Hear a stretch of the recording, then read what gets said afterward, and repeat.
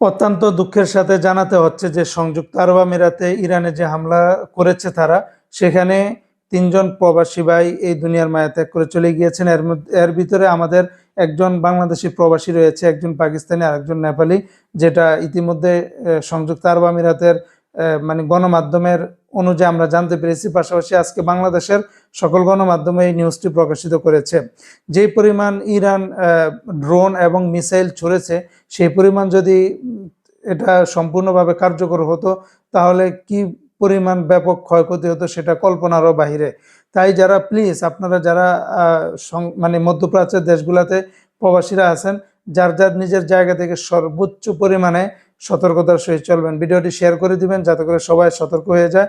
আর আমরা ওই বাংলাদেশি প্রবাসী ভাই এবং অন্যান্য প্রবাসী ভাই যদি মুসলিম হয়ে থাকে তাহলে দোয়া করব আল্লাহ পাক যেন এই রমজান মাসের উসিলা করে তাদেরকে যেন জান্নাতের উঁচু থেকে উঁচু মাকাম দান করেন এবং তাদের ফ্যামিলি বর্গদেরকে ধৈর্য ধারণ করার সেই তৌফিক দান করেন।